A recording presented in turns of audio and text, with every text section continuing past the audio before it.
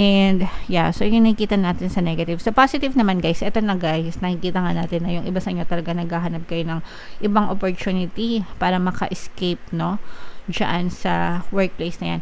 Yung iba sa inyo guys, talaga may opportunity kayo na umangat, no, umangat. Ang opportunity nyo ay pag-angat. So yung iba sa inyo guys, pwedeng pag-angat in terms of recovery. So parang pwedeng makarecover kayo kung kayo ay galing sa mga financial struggles, mga paghihirap.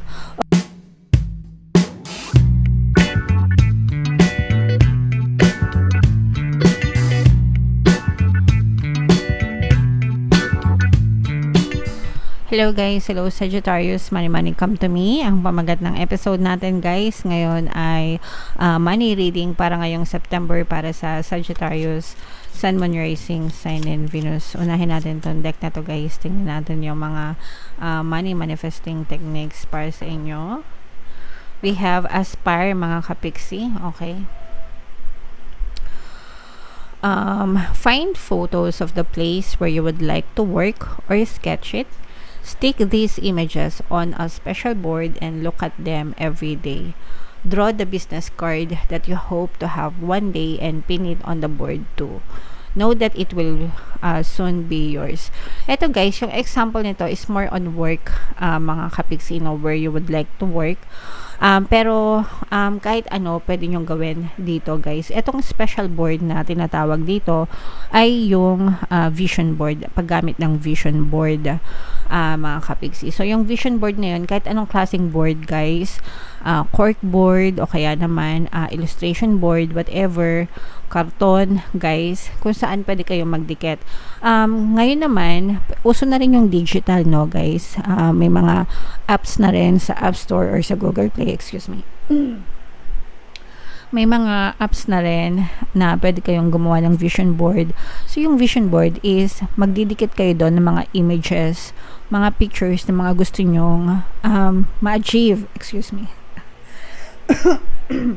Sorry guys. Yung mga gusto nyong ma-achieve sa buhay nyo, mga kapigsi.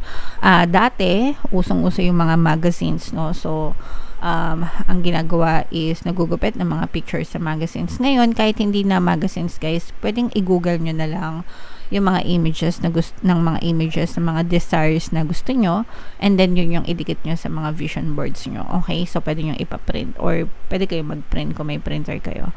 So, eto guys, kahit ano, no, pero dito work, pero kahit ano, kung gusto nyo ng bahay, di ba, mag-google kayo ng bahay na itsura ng bahay na gusto nyo, kung anong design, kung anong kulay, gaano kalaki, ganyan, anong itsura, tapos kung kotse naman, anong kulay, anong model, anong brand, idikit nyo doon, mga kapiksi. Sa trabaho, pwede rin kung alam nyo yung company name ng gusto nyo pagtrabawan. Let's say for example, gusto nyo magtrabaho sa Google or sa Microsoft or sa Yahoo, whatever. Idikit nyo doon yung mga logo, kung alam nyo yung office nila, diba, idikit nyo din doon yung building ng office, tapos mag-print kayo ng ID. Ginawa ko kasi ito dati, no, nag-a-apply ako sa sa IT company dati. Alright, and ano pa, sapatos, bag, whatever, mga kapiksi. And idikit nyo siya sa vision board nyo. Tapos yung vision board nyo, iligay nyo siya dun sa lugar na nakikita nyo siya araw-araw. Okay? Pwedeng sa computer nyo, sa table nyo. Pwede nyo rin siyang picturean, gawin yung wallpaper, guys, sa mga cellphones nyo or sa desktop nyo, sa laptop nyo, ganyan. And then imagine having them, those desires, as if you already have them. So yung story na to, mga kapiksi, kukwento ko sa inyo yung story ni Supergirl. Kung nakalimutan ko yung pangalan ng artista na gumanap na Supergirl, pero kung napanood nyo yung Flash na movie, yung huling-huli na Flash, guys, lumabas dun si Supergirl. Okay? Ngayon, si Supergirl, sa totoong buhay, yung artista na gumanap na Supergirl, meron siyang vision board. And yung vision board niya, nakadikit doon yung picture ni Wonder Woman. Okay? So, si Wonder Woman, kilala niyo si Wonder Woman, di ba? Si Gal Gadot, yung gumanap na Wonder Woman sa DC na pelikula. So, nilagay niya yun sa vision board niya. Ang intention niya is makaganap din siya na superhero character sa isang movie, okay? So, and then in reality, yung na-push out sa reality niya, naging superhero siya, pero hindi si Wonder Woman, kundi si Supergirl, okay? So, the intention is the same, di ba? Makaganap ng isang superhero character sa isang movie. So yung vision board niya nagmaterialize into physical reality, naging si Supergirl siya. Okay? So that's how manifestation works, mga kapiksi. You should know your desire, picture that desire in your head, imagine having them, send it out to the universe. And then si universe yung magmo-move ng mga tao, bagay, sitwasyon sa buhay nyo para ipagkaloob sa inyo yung desire nyo, guys. Okay? So comment down below, mga kapiksi, if gumagawa ba kayo ng vision boards, if may mga na-manifest na ba kayo using vision boards, mga kapiksi, comment down below, okay? Para malaman natin. Okay, so ngayon naman, tingnan natin yung money energy nyo, guys. Shuffle ko to. Habang sinashuffle ko to, panoorin nyo muna yung video natin regarding sa ating paano mag-manifest ng abundance video course. Kapiksi, sawa ka na ba sa mga struggles at hirap sa buhay mo? Masipag ka ba at masikap sa buhay ngunit hindi ka pa rin umaasenso? Ilang beses ka na bang nag-attempt mag-negosyo at mag-invest pero palagi ka pa rin nalulugi? Sa pagkakataon na ito ay maaaring may subconscious beliefs ka na nagiging balakid sa iyong pag-unlad at pagyaman. Introducing, paano mag-manifest ng abundance video course. Dito ay matututunan mo ma-overcome ang mga balakid mo para tuluyan ka ng umunlad, umasenso, sumagana, maging matagumpay, successful at maswerte sa iyong kabuhayan, pera, trabaho, negosyo sa labi at kaperahan ng bonggang-bongga. Dali, mag-send na ng email sa pinoypixie@gmail.com at simulan na ang iyong pagyaman ngayon. Alright, so sa lahat na gusto mag-avail ng course, guys, meron tayong promo ngayong August until August 31. Magbibigay ako ng free 3-in-1 pampaswerte sa subliminal, sa pampaswerte sa buhay, sa pera at saka sa love life worth 1,500. Yung freebie na yan, mga kapiksi. So i-avail nyo na, guys. Sobrang ganda. And meron din tayong bagong course, mga kapiksi, paano mawala ang third party at magkaroon ng harmonious na relationship para mawala yung mga kabit ng mga jowa nyo, guys. 30% discount naman yan until August 31. So i-avail nyo na, mga kapiksi. So, Sagittarius, guys, kaya ay na-represent ng Queen of Wands. Ito yung ating money energy. This is both negative and positive. Unahin natin yung sa negative, guys, no? Kasi yung iba sa inyo, masama yung loob nyo. You are experiencing a lot of toxicities. Pwedeng toxic yung trabaho nyo, mga kapiksi. Or pwedeng toxic yung mga katrabaho nyo. Yung iba sa inyo parang feeling nyo nasasakal kayo, ganyan. Pwedeng nasasakal kayo sa trabaho, pwedeng mahigpit, yung mga boss nyo, micromanager, or pwedeng nasisilip, parang sinisilip lahat ng kilos nyo, or yung iba sa inyo parang literal talaga na pinapahirapan kayo or nahihirapan kayo sa trabaho nyo. So kailangan nyo dito, guys, ng mahabang pisi, no?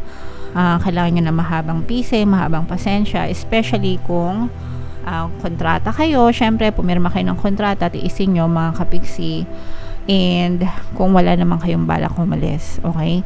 Kasi kung wala kayong balak, kung may balak kayong umalis, mga kapiksi, tiisin nyo hanggang sa makaalis kayo, tiisin nyo hanggang sa makalipat kayo ng ibang trabaho or ibang employer. Pero hanggang nag-i-stay kayo dyan, mga kapiksi, tiisin nyo, okay?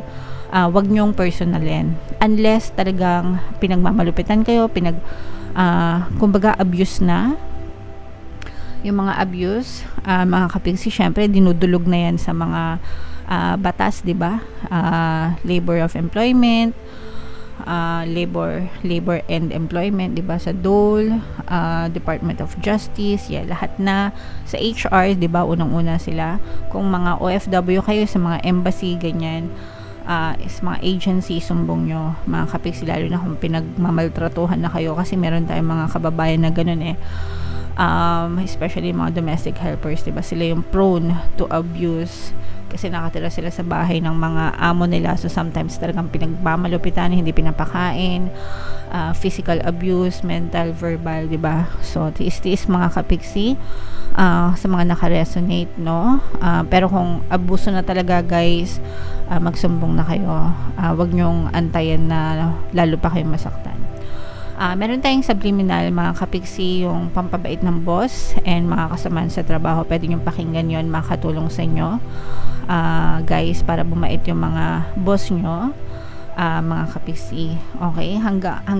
Kung makahingi kayo ng tulong guys, humingi kayo ng tulong sa mga minamaltrato. Pero kung, let's say for example, sa company lang naman, tapos, yung tipong minamarites lang kayo, ganyan. Yung tipong pinagtitripan lang kayo, ganyan, binubuli. Ingat-ingat na lang, tiis-tiis na lang, basta wala kayong ginagawa masama, huwag kayong magpa-apekto, guys. Okay?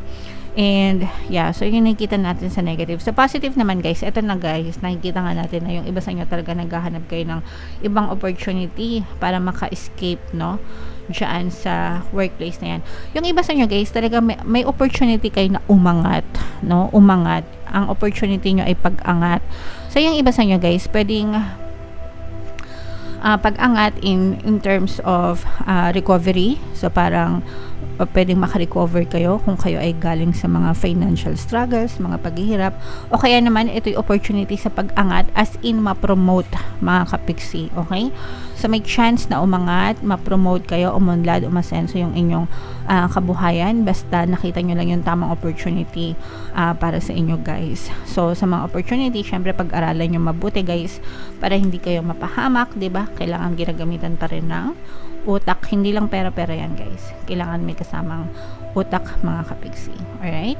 What else? Yung iba sa inyo guys, parang lalabas yung pagka-competitive side nyo, no? Ibig sabihin palaban, competitive, hindi papatalo, hindi papaagrabyado, yan. Ayan, so yung iba guys naman, nakikita natin na yung iba literal na lalabas ng bansa, no? Yung mga may balak mag-abroad, mga kapiksi, parang ang inaantay nyo na lang dito guys is yung, syempre diba pagka mag-abroad, kailangan ng placement fee. Itama nyo ako guys kung mali ako, kasi hindi man ako nag-abroad, di ko alam. Ang alam ko lang, may placement fee, minsan diba sa mga agency, minsan salary deduction yan, o kaya naman show money, yata yung tawag doon. So whatever, pero parang budget na lang yung kulang, mga kapiksi. And pero magagawa nyo yan ng paraan guys, kasi may tutulong sa inyo, para may magpapahiram sa inyo ng pera, may magpapaluwal sa inyo, ganyan, para matugunan yung mga placement fee nyo and matuloy yung mga paglipad nyo or pag-abroad nyo, mga kapiksi. So sa mga mag-abroad nating kapiksi guys, good luck sa inyong lahat, and I wish you well, mga kapiksi. Ingat-ingat na lang tayo, and huwag nyo akong kalimutan. Just lang, alright? So comment down below, Sagittarius, if feeling nyo nakaresonate kayo. Ito, i-mind nyo na to guys. Mind, pag-angat, pag-unlad, pag-asenso, promotion, yan, i-mind nyo talaga yan guys, sa comment section. And itong mga paglipad, paglayag, movement, guys, i-mind nyo na yan sa comment section. Deserve nyo lahat yan, mga kapiksi. Okay? And huwag nyo kalimutan guys, makinig ng ating mga pampaswerte subliminals, para maging maswerte kayo. Ito yung ating playlist, lagay natin dito guys. And ito naman yung ating success stories ng paano mag-manifest ng abundance video course. Click here to subscribe guys, and click here to join our membership program. Thank you for liking, sharing, and subscribing, and see you again next time. I love you all guys. Have a nice day. Bye bye.